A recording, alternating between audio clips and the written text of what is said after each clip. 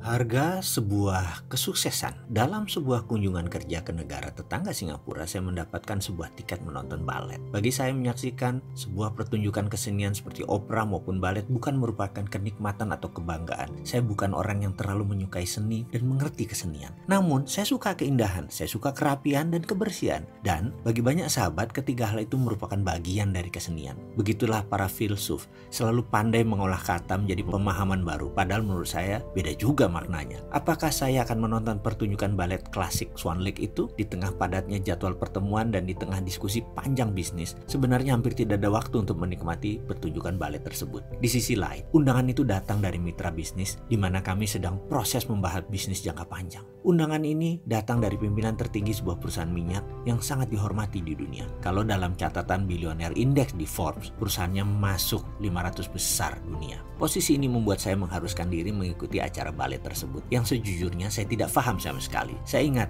saya memerlukan hampir 1 jam merenungi pentingnya untuk hadir dibandingkan persiapan meeting pagi. Saya baru kembali ke kamar hotel pukul 17, lalu segera ke Esplanade Singapura pukul 19 untuk menyaksikan acara yang dimulai pukul 19.30 dengan mengenakan dress code lengkap, jas hitam dan dasi kupu-kupu. Waduh, urusan dasi kupu-kupu ini memang ribet. Beda banget pakai dasi kupu-kupu clip-on yang sudah jadi langsung dipasang dengan dasi yang masih lembaran dan harus menyimpul sendiri kupu-kupunya. Bisa habis 15 menit hanya untuk membuat dasi tersebut tampak seimbang dan pas dilihatnya. Pasalnya yaitu tadi, saya tidak terbiasa dan tidak suka. Satu hal dalam perenungan untuk menghormati undangan tersebut adalah nyetel hati. Gak paham, gak nyaman, tapi saya harus menyaksikan penampilan balet yang diawali dengan gala dinner pertunjukan akbar tersebut. Saya tahu harga tiketnya mahal dan lagi posisi duduk saya di balkon nomor 2 dari balkon utama. Ada 6 balkon utama di Esplanade. Yang satu berisi BOD, Board of Director mitra bisnis kami, dan gosipnya yang 5 lagi terisi oleh Perdana Menteri Singapura waktu itu yaitu Goh Chok Tong serta keluarga mantan Perdana Menteri Singapura pertama yang tentunya semua orang tahu, Lee Kuan Yew. Namun yang namanya nggak nyaman, saya tetap perlu berusaha menyemangati diri sendiri di mana pikiran saya melompat jauh di masa kuliah dulu. Ini untuk memotivasi saya. Dari 144 SKS atau unit kalau di Amerika, ada 24 unit harus diambil pelajarannya di luar bidang utama kita. Misalnya begini, ada seorang mahasiswa teknik jurusan mesin. Untuk lulus sebagai Bachelor of Mechanical Engineering, dia perlu 120 unit dari mata kuliah wajib dan 24 unit dari mata kuliah GE atau General Education atau pelajaran yang tidak ada hubungan sama sekali dengan teknis. Mereka harus mengambil kelas badminton, kelas sejarah, kelas astronomi, kelas antropologi, dan semua kelas dasar atau basic 101. Dan itu bebas, tidak ada pakemnya. Saya terheran-heran di awalnya dengan keharusan ini, tapi dekan saya mengatakan tujuan Anda mempelajari ilmu selain ilmu wajib tadi adalah untuk keseimbangan hati agar menjadi balance. Karena sebagai engineer yang analitik, teknik, dan kaku, Anda bisa memahami sosiologi daerah tertentu atau sejarah sebuah negara misalnya. Ini membuat Anda bisa melihat dunia dari sisi yang lain, the other side of the coin, sehingga Anda lebih bijaksana dengan kemampuan melihat sisi pandang orang lain. Karena saran tersebut, saya pun mengambil kelas klasik jazz 3 unit, sejarah dunia, arkeologi yang berurusan dengan dinosaurus, serta kelas gastronomi atau ilmu tentang makanan. Itu semua jauh dari dasar keilmuan saya di sekolah aplikasi psikologi sebagai Master Criminal Mind dan Forensic Investigator. Benar-benar tidak nyambung. Namun, saat itu saya bisa melihat dunia meskipun hanya dari kelas kecil saya. Jujur, saya bisa melihat the other side of the coin. Berdasarkan ingatan tersebut, saya pun memutuskan saya akan melihat sisi lain kehidupan. Saya akan menonton pertunjukan balet tersebut. Saya kuatkan hati saya pump up, saya semangatkan, saya bulatkan tekad. Saya pun tiba di Esplanade tepat waktu.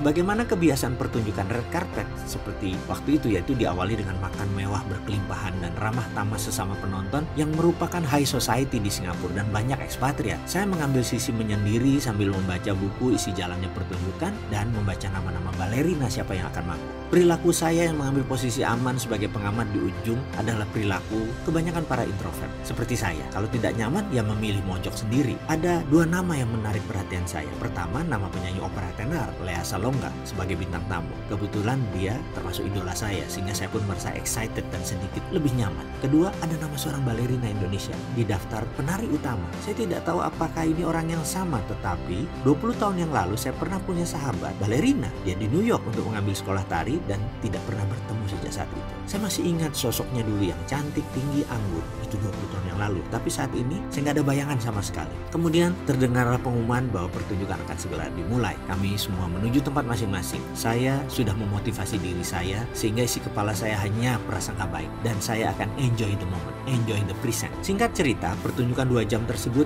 mendapatkan standing ovation. Luar biasa. Saya yang kurang paham saja mengikuti acara tersebut melongo kagum. Apalagi mereka yang paham dan mencintai pertunjukan balet klasik. Saya lihat banyak penonton yang menitikan air mata haru. Tepuk tangan meriah dan wajah sumringah penonton jelas terlihat ketika lampu panggung menyala terang di akhir acara. Mata saya tertuju kepada balerina Indonesia tadi dan benar saja dia teman saya. Di penghujung acara, seluruh penari berbaris membungkuk menghormati penonton yang memberikan penghormatan balik dengan tepuk tangan sambil berdiri, standing ovation. Sebuah kesantunan yang indah bagi saya. Saya terus menatap teman saya yang masih cantik dan anggun. Beberapa gerakannya di panggung tadi mengundang decak kagum banyak penonton. Indah sekali. Saya bertanya-tanya dalam pikiran saya apakah dia masih mengenal saya. Entah mengapa saya memilih untuk mencari tahu. Ketika semua penonton berbalik arah keluar, saya balik arah menuju ke panggung yang gordennya mulai ditutup. Tepat dekat panggung ketika tirai hampir ditutup, teman saya yang berada di barisan agak samping berbalik badan. Saya rasa mata kami sudah saling bertatapan. Saya baru saja hendak menyapa melambaikan tangan, tapi dia terus berjalan sambil menyinjit seperti kebiasaan para balerina. Tak disangka beberapa saat kemudian dia membalik badan dan kembali menatap saya yang berdiri tepat di sisi panggung. Pupil matanya kontan membesar, artinya dia ngeh dan masih mengenal saya. Saya pun tersenyum sambil melambaikan tangan. Dia membalas dengan melambaikan kedua tangannya ke depan. "Mas Uwi ya?" katanya. Asli saya tidak mendengar suaranya, tapi gerakan bibirnya membuat saya mengangguk. Saya pun memiringkan kepala ke kiri memberi isyarat agar dia menemui saya di sisi panggung kiri. Akhirnya dia berpisah dari penari lain dan menemui saya. Di sisi belakang panggung, 2 kenalan lama bertemu kembali, pelukan persahabatan 20 tahun tidak bertemu mengawali perjumpaan singkat tersebut. Saya pun tidak bisa menghentikan lidah saya untuk tidak memuji dirinya. "Pertunjukan tadi luar biasa, kamu masih seperti yang dulu, masih seperti berusia 19 tahun, kata saya. Yang dijawab dengan rona merah di pipi dan tonjokan kecil ke tangan saya. Itu respon seorang yang GR tentunya. Saya diminta duduk di tempat tumpukan properti panggung. Mulutnya nyerocos bertanya tentang apa yang terjadi 20 tahun ini. Saya pun menceritakan singkat jalan hidup saya dan dia menceritakan sekilas kehidupannya sambil melepas sepatu baletnya. Mata saya pun menatap tajam telapak kakinya. Saya sangat terkejut melihat bilur lebam kakinya. Dia seorang penari balet yang hebat, cantik, anggun dan indah gerakannya. Namun kakinya penuh dengan banyak bekas luka yang tidak terlihat saat dia menari dengan indahnya. Dia pun menatap saya dan berkata, "Kenapa Mas?" Saya diam saja kemudian